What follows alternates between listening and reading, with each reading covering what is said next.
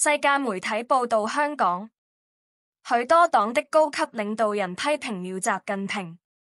Bloomberg， 中國將建立中央委員會來監督其金融和技術部門。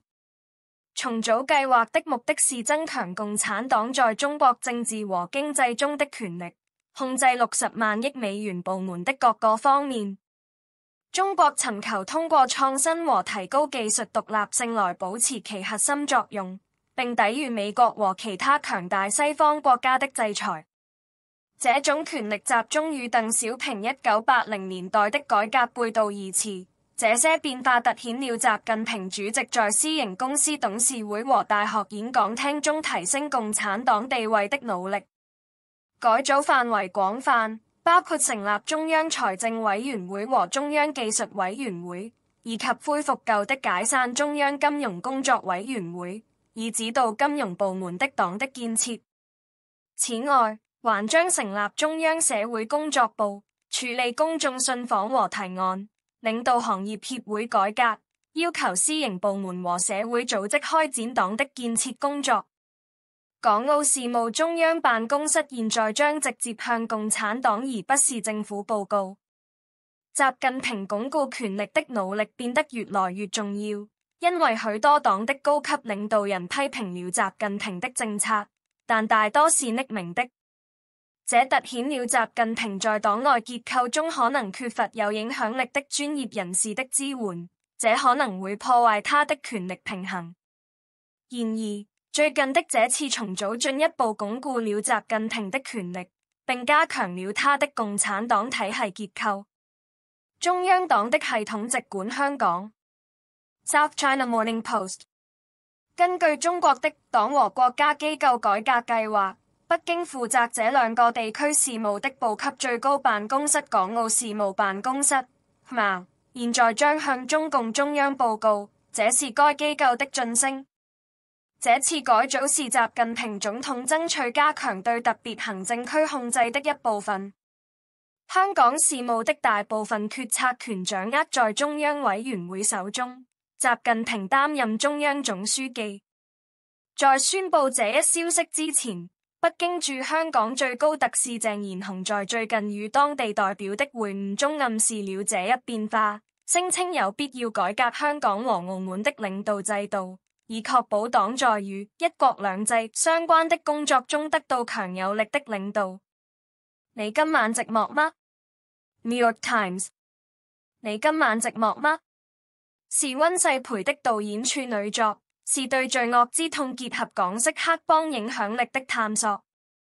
這部電影讓觀眾不斷猜測，這要歸功於溫在誤導方面的天賦，讓觀眾相信他們在看一種電影，然後揭示了不同的轉折，導致許多容易象徵或悲劇性的巧合。主角學名彭順德飾，是一名前空調修理工，1997年肇事逃逸。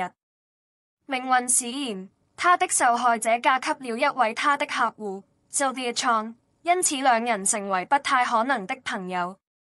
這部電影探討了一個前提，即每個動作都有其後果，每個現象都有其原因。溫家寶保持新鮮和有趣，因為他愚弄觀眾他們正在觀看的電影類型。例如，似乎有一個次要情節無處可去，這使觀眾陷入困惑。然而，情節在試圖變得聰明方面並不總是成功的，有些人可能會覺得它相當混亂。然而，總的來說，你今晚寂寞嗎？是一個時尚的處女作，自豪地將其影響帶在袖子上。你今晚寂寞嗎？未評級為中文，運行時間為1小時35分鐘。這部電影可以通過大多數主要平台租借或購買。香港流亡者試圖維護文化和新聞自由。DW。香港海外記者建立的網上新聞平台，為國內外記者提供對當前政治局勢的獨立報道。新媒體包括 Green Bean Media 和 The Points， 由數萬名香港人的成員成立，他們在加拿大、澳大利亞和英國根據該國的國家安全法 NSL 強制關閉獨立媒體後尋求庇護。雖然據說大多數流亡記者在被捕後放棄了這個職業，但海外香港媒體專業人士協會主任史蒂夫·威恩斯 （Steve Vines） 稱，這些媒體對於獲取香港本身無法獲得的新聞至關重要。然而，資源和人員有限，缺乏物質准入和政治威脅阻礙了這些網點。來自 The Point 的 Jane Poon 表示，鑑於有可能成為打擊的目標，訂閱者也可能猶豫不決。除了記錄政治局勢的發展外，這些媒體還致力於幫助保護香港文化和語言，特別是香港獨有的粵語和普通話的混合。Vines 警告說，隨着時間的推移，中國政府對維吾爾族語言和文化的鎮壓可能會延伸到該國其他被認為反叛的地區，這意味着僑民媒體可能為這些社區提供維護和傳達身份的重要手段。關於綠豆傳媒的角色， Gloria Chan 說，我們的工作實際上並沒有太大變化，我們打算做的是寫關於香港的故事，一個謙卑而簡單的願望。長江和記的利潤上升，全球資產抵禦新冠疫情。Bloomberg 由億萬富翁李嘉誠創立的企業集團長江和記 C.K. Hutchison 宣布淨收入增長約10%，超出分析師預期。李長江集團的旗艦公司長江和記控股的多元化全球投資組合幫助緩衝了中國新冠疫情封鎖、歐洲經濟衰退和貨幣波動的影響。長江和記黃報的大部分收入來自歐洲，約20%來自中國。長江集團的另外兩家持股長江基礎設施和電力資產分別報告淨收入增長和利潤下降。長江集團旗下房地產部門長江資產控股宣布淨收入為217億港元，27.9億美元，上年同期為212億港元。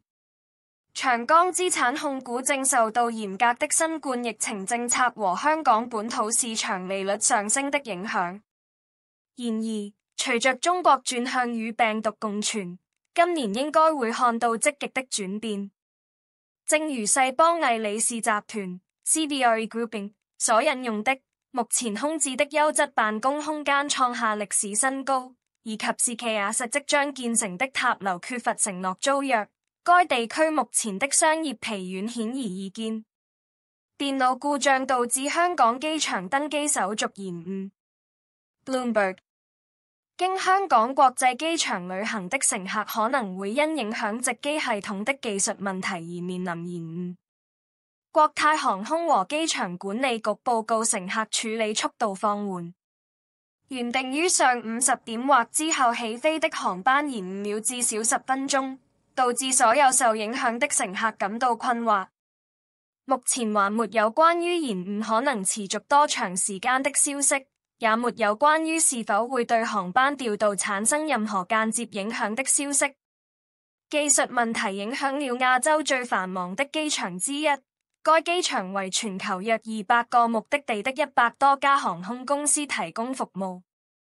該機場是中亞的主要樞紐，對香港的經濟增長至關重要。如果技術問題不能適時解決，將繼續影響每日航班調度的數量。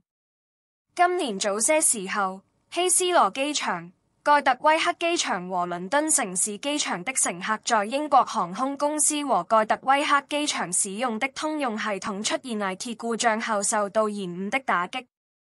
當時的技術問題影響了乘客資訊屏幕、數據輸入和向航空公司機組人員提供的飛行前資訊，這導致大量排隊，一些航班被取消。鑒於香港出現這一最新技術問題，國泰航空建議乘客提早到達機場，並經常查看最新資訊。當香港停滯不前 ，Financial Times 香港長期染離傳染病，加上鄰近中國大陸，導致社區對冠狀病毒大流行的反應迅速，包括廣泛使用口罩。3年後，最近取消了政府對室內和室外使用的口罩規定，這被視為該是 COVID-19 應對工作的時代的結束。過境根植於香港的存在中，但近3年來行動受到嚴格限制，因為該是在大流行期間成為世界上最孤立的城市之一。作者還強調了英國殖民時期的文化遺產，通過徒步旅行和保護以英國總督命名的地標來慶祝，同時承認反對大陸當局鎮壓的抗議活動已被抹去。謝謝收看，香港簡報。